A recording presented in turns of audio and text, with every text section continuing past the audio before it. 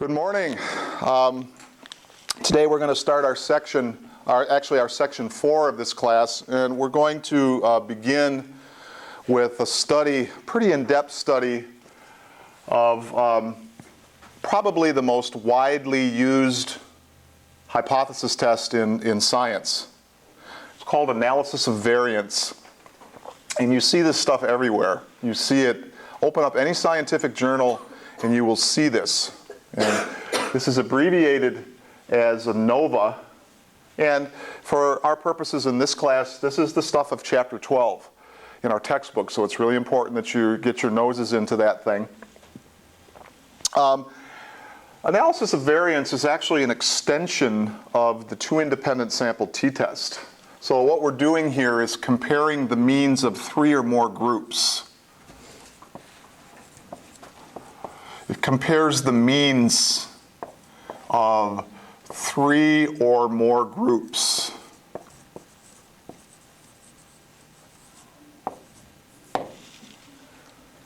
Three or more groups. So, we might have a design. We might have a statistical design that looks like this. And we have this entity that we call A. And this A is considered a factor. This A is a factor. This particular example, we have 3 independent groups. Group 1, 2, 3. If this was an experiment, group 1 might be, is a control group, experimental group 1, experimental group 2.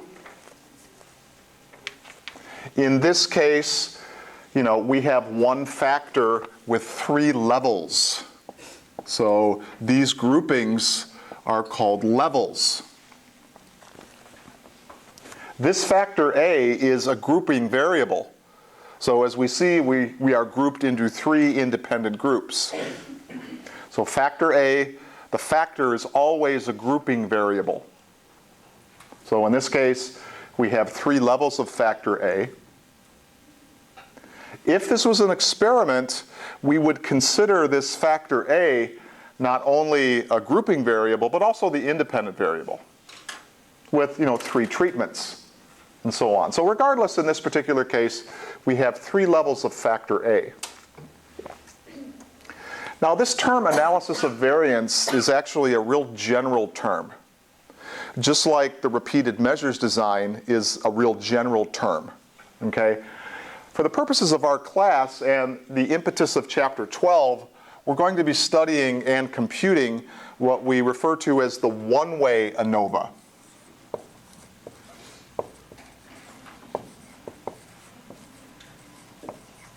The Oneway analysis of variance.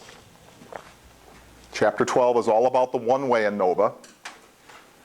And in the Oneway ANOVA, we, again, have one factor. And we're going to call that A, and one dependent variable. One factor, one dependent variable. So, in this particular design, we have numbers that constitute some measurement, right?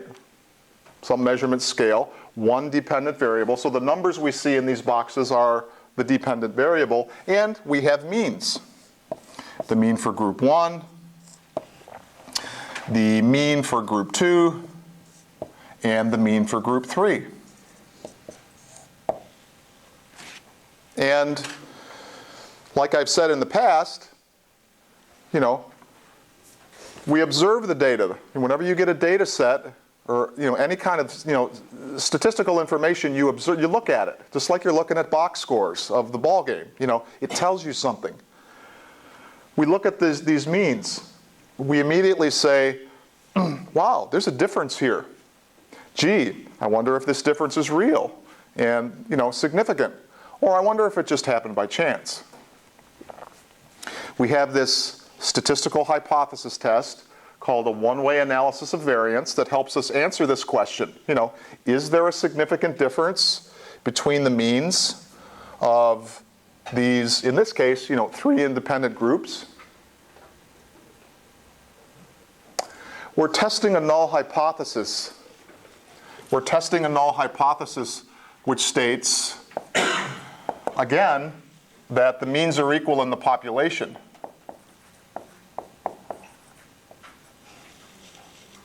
And as you guys see, this is an extension of the two independent sample t-test. So, we're just adding another mean here. If this was a 4-group design, of course, we'd have 4 means. If it was a 5-group design, we would have 5 means, and so on and so forth.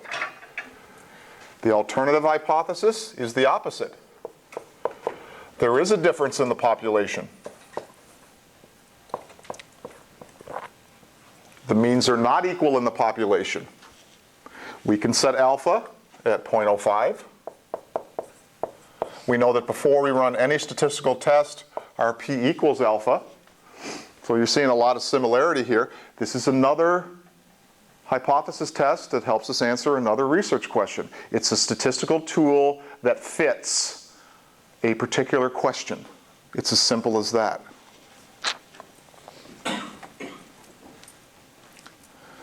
Whenever we compute an analysis of variance, what we're actually doing is computing what we call an Ftest. So any ANOVA, the Oneway or the whole family of ANOVAs, are all what we call Ftests. We compute this F statistic. It's called Fisher's F. It was developed by a gentleman named Fisher back in the early 1900s. The Ftest. So when we compute this ANOVA, we're computing F. This F that we compute, which we'll be doing in a few minutes, is called an Omnibus F.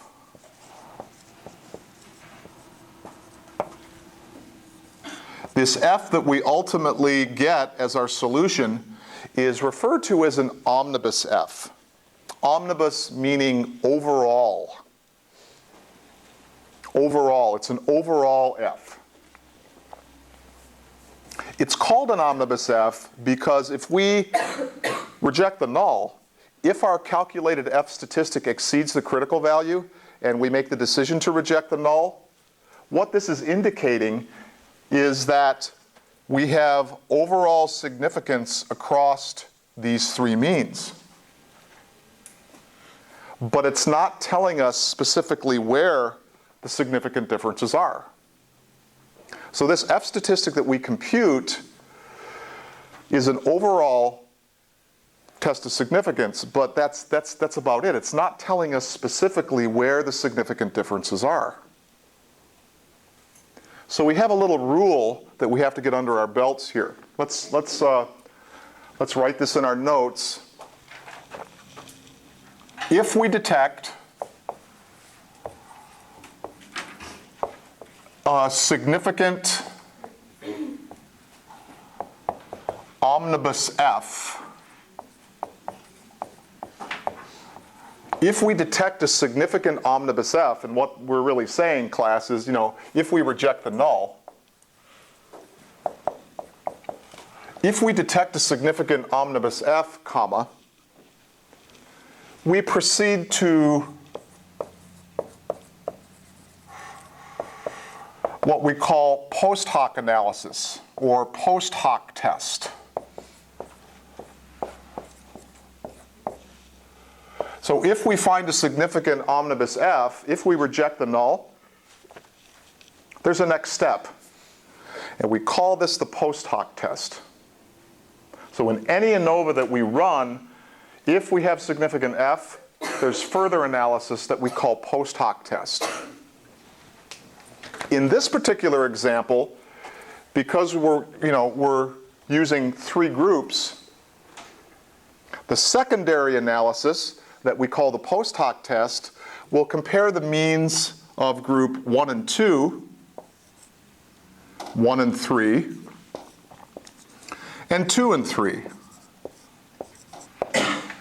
And it will tell us specifically where the significant differences are. So it essentially conducts 3 individual 2-group tests, similar to the two independent sample t-test. So it gets way more specific. Now, there are about 50 different types of these post hoc tests, just like automobiles. They all basically do the same thing. But there's 4 that are really popular. And I know this because if you scour the scientific literature enough, you see these all over the place. And it's kind of like the difference between a Toyota and a Nissan or a Chevy and a Pontiac. There's not a whole lot of difference between them. Okay, but one really popular post hoc test is called the Tukey HSD.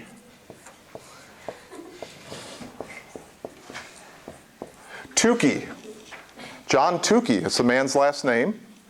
HSD, honest significant difference. It's very similar to a two independent sample t-test. Another really popular post hoc test is what we call the Sheffe test. S-H-E-F-F-E, Sheffe, the Sheffe test.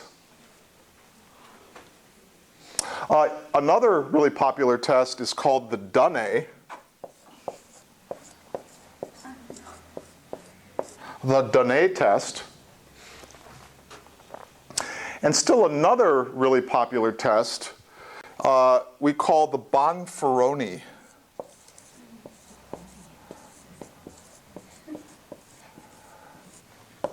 The Bonferroni test. You see that a lot.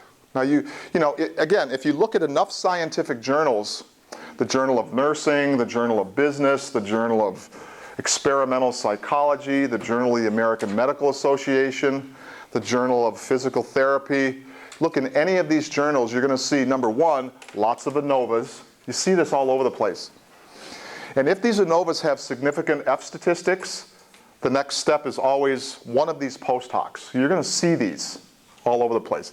Now in terms of, when I was an intro stat student back in the 1990s and my prof was teaching me this, I'm an athlete, and what do athletes love to do?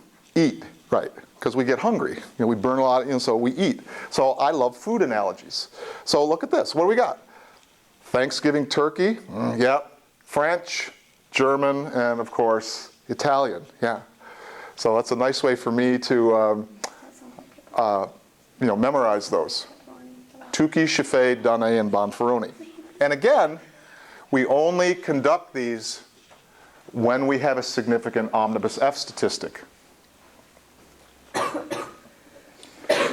If we accept the null,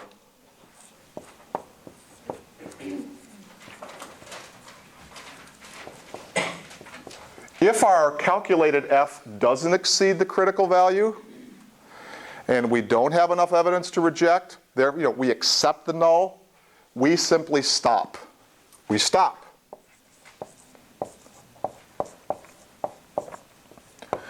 End of story. No particular reason to continue. We have a non-significant F statistic, and there's no reason to continue. So at this point, you need to remember, if we reject the null, what's the next step? Post hoc test. If we accept the null, what's the next step? Stop. Remember that. Now this computation is going to be the most time consuming, even more so than the Pearson R computation from back in descriptive statistics. Of course, it's not really mathematically sophisticated. There's a lot of arithmetic. I told you the very first day that the math in this class isn't hard. That's not the challenge of this course, as you guys see. But when we compute this omnibus F, what we're actually doing is a procedure called partitioning. So what we're doing is chopping variation up, kind of like dividing a pie up, where the total pie is the 100% of the area, and we're just kind of chopping it up. So we can say, in computing F,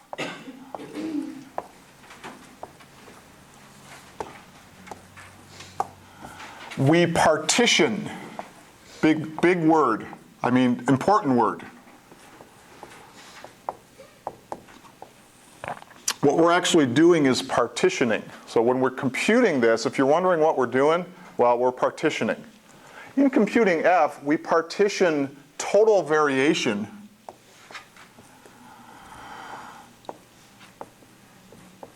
in the form of sums of squares. We partition total variation in the form of sums of squares into separate variation components.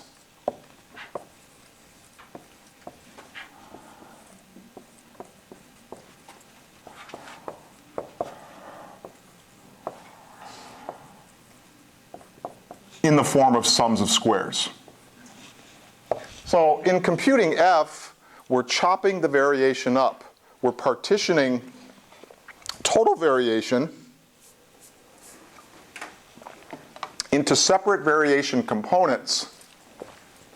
And we're doing this in the form of sums of squares. And this F statistic that we ultimately obtain is nothing more than another ratio. If you guys remember, those three T statistics were ratios. That Z statistic, that was a ratio. You know, Pearson R was a ratio. This particular ratio is the between groups variation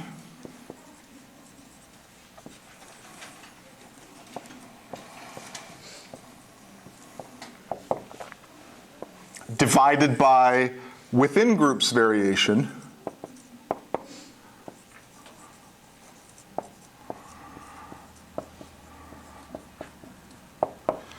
between over within. Between groups variation over within groups variation. Now if we look back at those three t-tests, the two independent sample t, the correlated t, and the one sample t, and the z-test, we remember those numerators were all mean differences, weren't they? From this day forward, we're going to refer to mean difference as between groups variation, the variation between groups. And we remember that those were all our numerators, mean difference. If we remember, the denominators were what? Error estimates, standard error of the mean, standard error of the difference. This is now going to be referred to as within groups variation. Let's go back to that two independent sample t-test formula, that denominator. What did we do? We computed the variance of the first group and the variance of the second group. The variance of the first group was the variation within group 1. Variance of the second group was variation within group 2. Between over within. Okay, now like I said, this computation will be, a bit lengthy, but no big deal, no big deal. But the goal of this computation, of course, is to reject the null. We know sometimes we do it, sometimes we don't. It just depends. But the goal computationally, and you'll see a lot of this in chapter 12, is to fill in what we call the ANOVA table.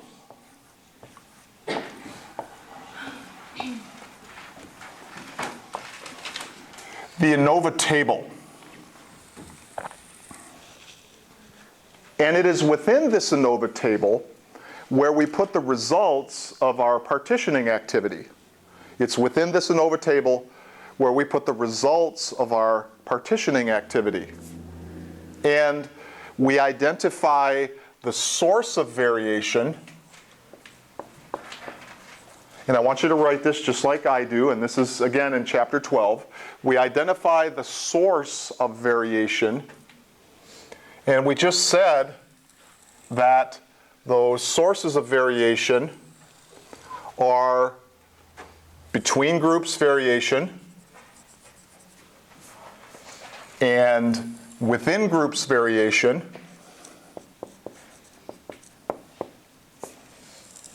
to give us a total variation.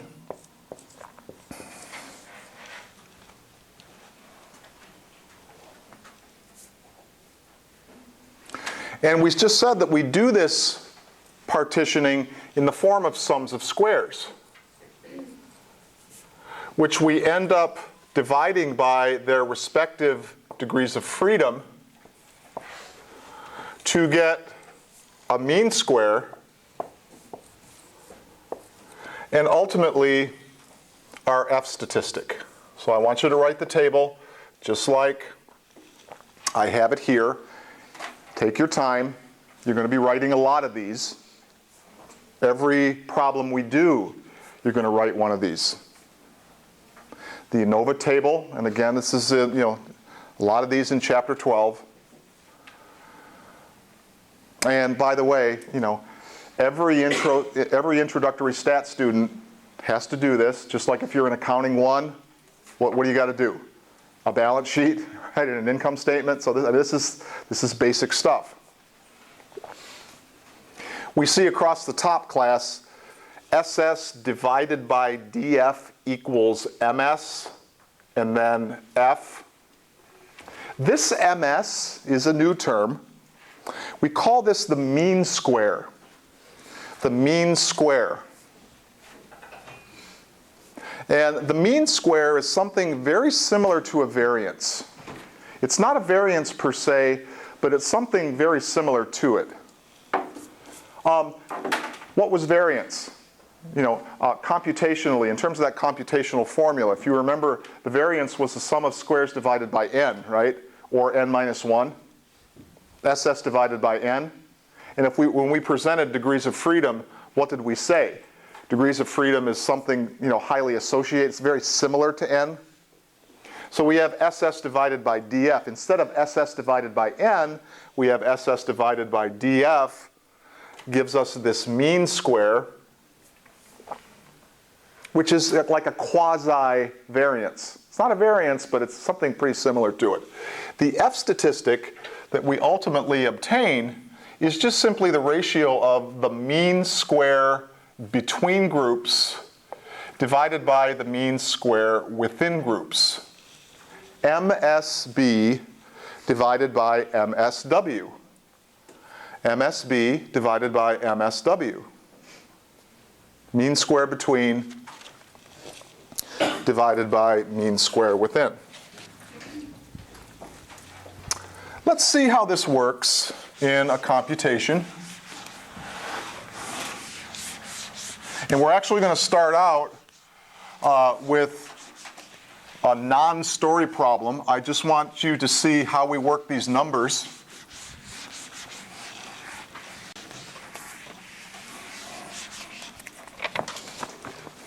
Let's suppose we have a data set that looks like this. We have 3 independent groups. One factor A with 3 levels. This is just a generic Oneway ANOVA with 3 levels of factor A, 3 independent groups, and the numbers are this.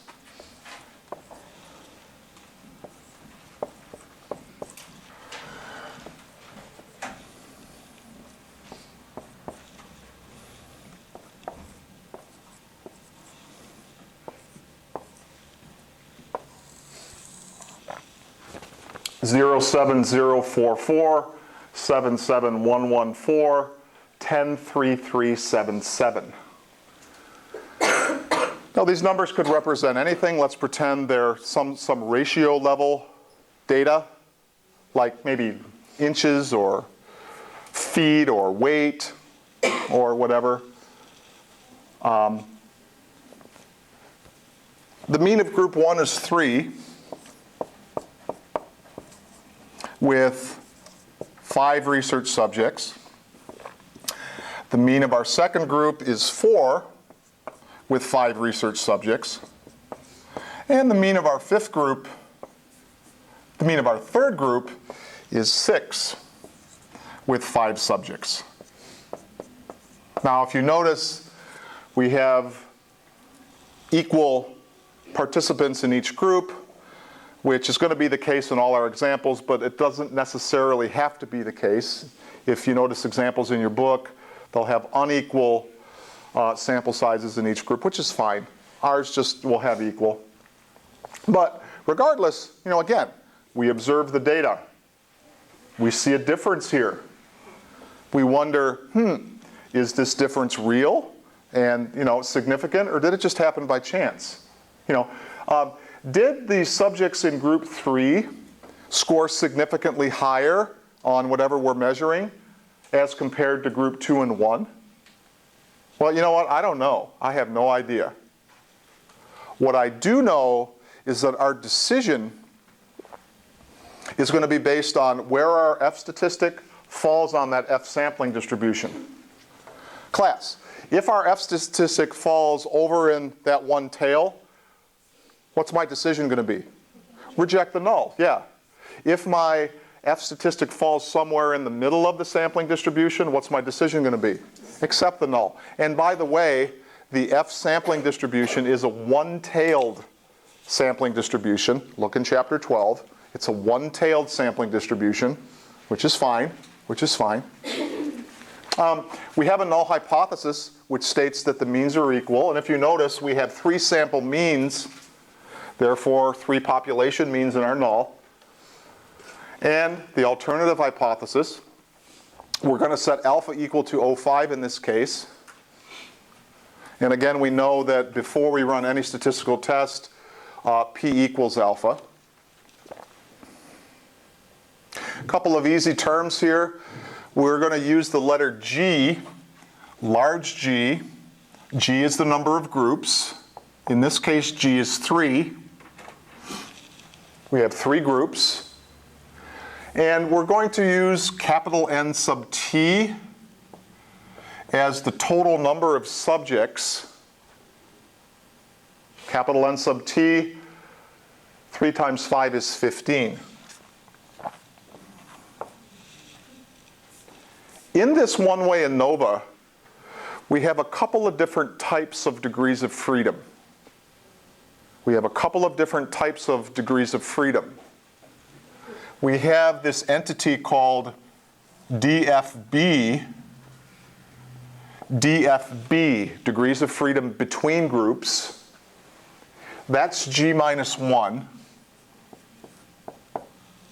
3 minus 1 is 2. And DFW.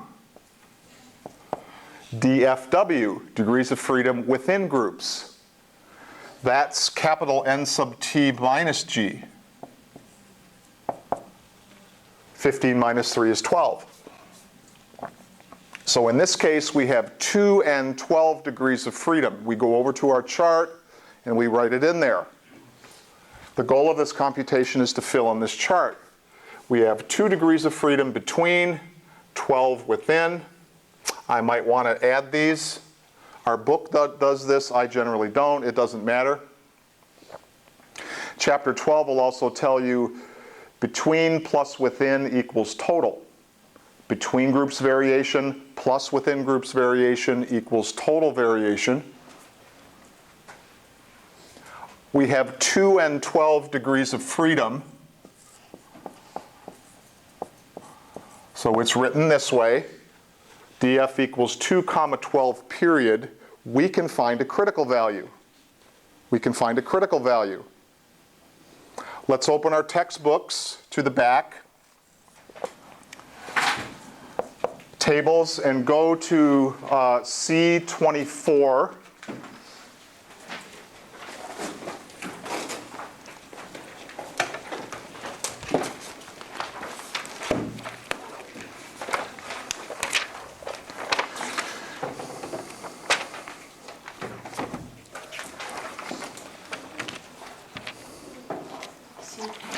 C26. C26. Is it in the back for the 7th edition? I don't know. Yes. C26. On page C26, and the answer to your question is yes, we have a table of F critical values.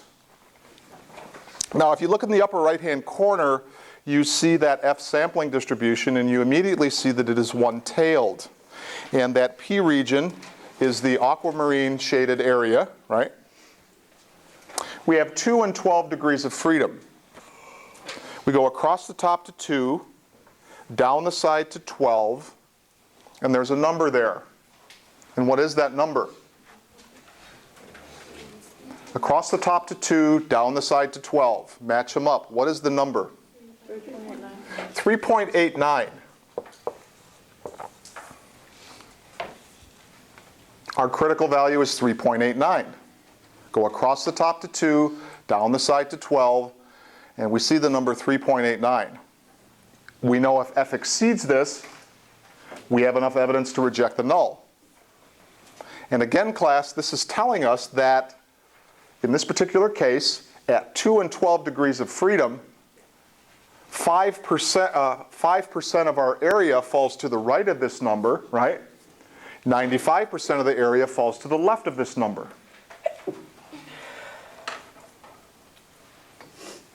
Before we actually start the computation, before we actually start the partitioning, we have to get the data set ready to be able to do that. We have to do a series of summations. We do a sum x for each of our groups, and a sum x squared for each of our groups.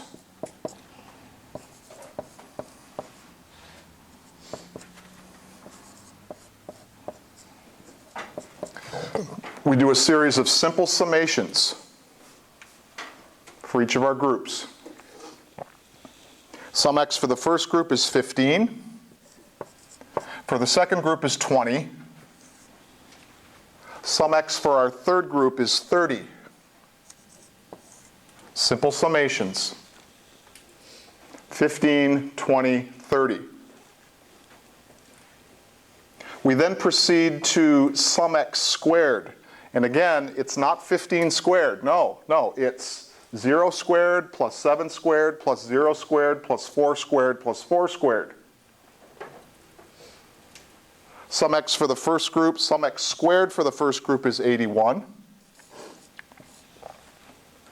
Sum x squared for the second group is 116.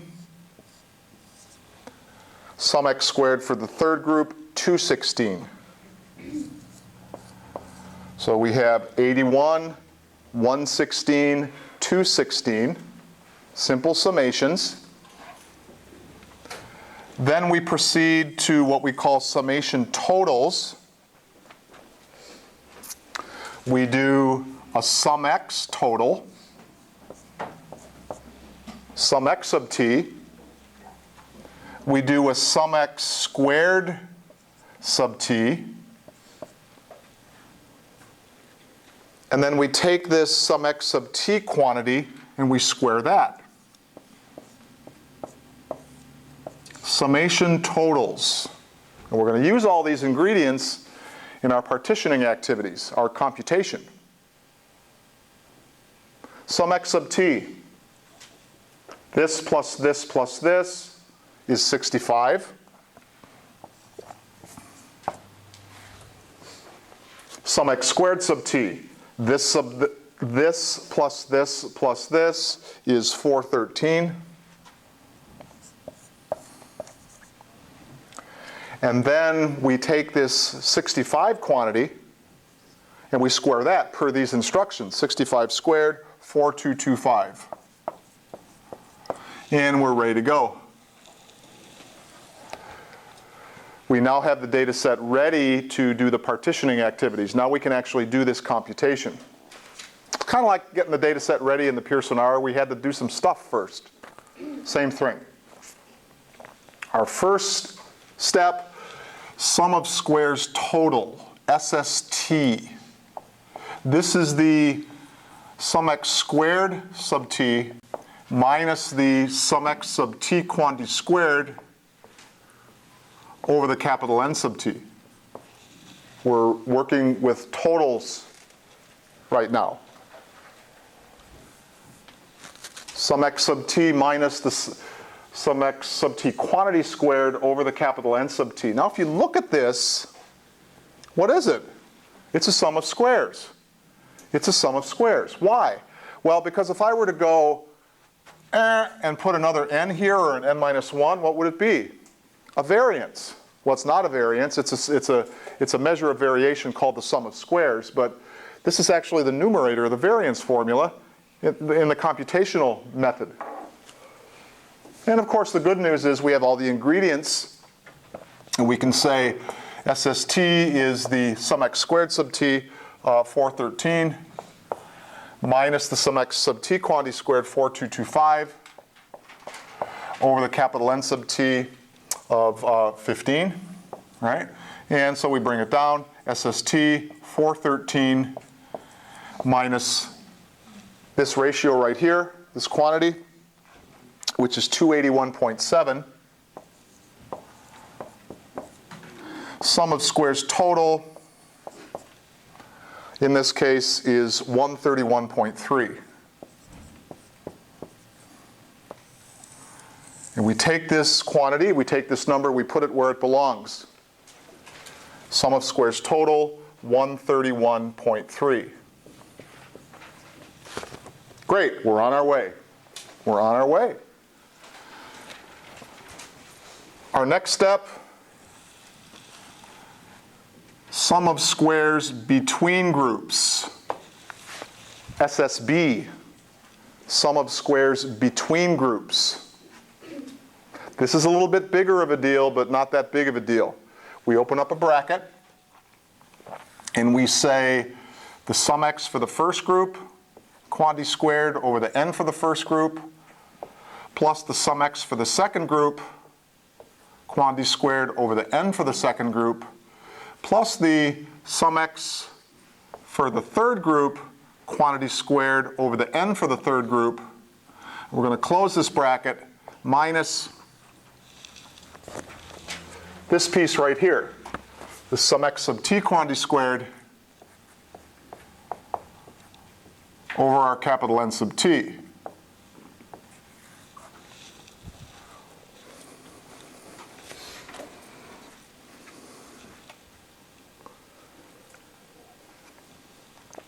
So you see, this is a bigger little piece, but it's, we have all the ingredients here, and now we just plug in. We just plug in and do, simple arithmetic. Yep. Thank you. So let's do that. The sum of squares between groups. Open up the bracket. Sum x for the first group, 15 squared, over our n of 5, plus the same for the second group, 20 squared, over 5, plus the same for the third group, sum x sub 3, 30 quantity squared over 5, close the bracket, minus this quantity right here, which is actually this quantity right here, which we already computed to be 281.7. So let's just write that in there, save some time. And again, this now boils down to, some simple arithmetic. And I did this very quickly for you just to simplify some arithmetic busy work. This whole quantity right here is 305 minus our 281.7. Sum of squares between groups, in this case, is 23.3. SSB 23.3. We take this number and we put it where it belongs. Sum of squares between 23.3. We're actually almost home now. Between plus within equals total. This plus this equals this, obviously, right? This plus this equals this. There's another formula for sum of squares within groups that's rather big and bulky, like this is. So we're going to take a shortcut. Why not? We're going to say sum of squares within groups equals sum of squares total minus sum of squares between. We're just going to say this minus this equals this. That makes sense. Let's do that. Sum of squares within groups is SST 131.3 minus SSB 23.3. Sum of squares within group 108. And we put that number where it belongs. And we see, this plus this equals this. Great. Now we can just kind of sit back a little bit and take a breath. We've done a lot of busy work, arithmetic computing here. We'll just take a little breath here, and we kind of follow our nose. And we do what this thing tells us to do. SS divided by DF equals MS. This divided by this, 11.65. This divided by this, 9. We said the F statistic is the ratio of the mean square between divided by the mean square within. So our F statistic in this case is 11.65 divided by 9. F is 1.3. F is 1.3.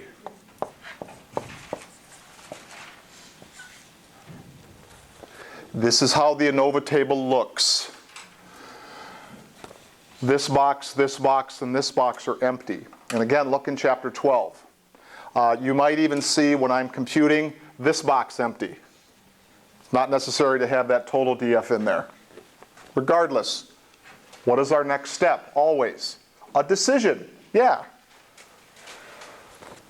We compare our calculated statistic to the critical value. We see it doesn't exceed it. Therefore, it's obvious that our decision based on this null is to accept the null. Yeah, accept the null. And because we've accepted the null, we have a needle shift. What happened to the P region? Yep, it got larger. If P is greater than alpha, we accept the null. The needle actually shifted from the critical value, 3.89, back to the left to 1.3. It actually made that P region larger than 5% of the area under the F sampling distribution. We have an extremely common F statistic here. Nothing extraordinary has happened. We do not have a rare event. We have a common event. A common everyday event. Because we accepted the null, our next step would be to stop, period. We're pretty much done, except for some cleanup interpretation here. We accepted the null. What does that mean? It means that despite the fact that we're observing this mean difference in our sample, we don't have enough evidence to conclude that it's real. Probably what's going on is that there's no difference in the population. There's no mean difference on the dependent variable in the population. We accepted this statement, which states that the means are equal. And again, interpretationally, we know that now our alpha is irrelevant, right? But small chance we may have made a type 2 error. Get all this stuff back because you're going to be tested on it again. The one-way analysis of variance. Looking for significant differences across the means of 3 or more independent groups. Now, just as a little quiz, guys, if F had been 8.67, what would our decision have been? Reject the null. What would our next step have been? Conduct post hoc analysis in the form of Tukey or Chaffee or Dunne or Bonferroni. Whichever one you select will pretty much do the same thing. But again, they would get more specific. They would compare the means of group 1 and 2, 1 and 3, and 2 and 3. And tell us specifically where the significant differences are. We're going to end the lecture now, and I'm going to give you some homework. So we're not leaving. We're just going to say goodbye to the camera. We will see you next period. So long.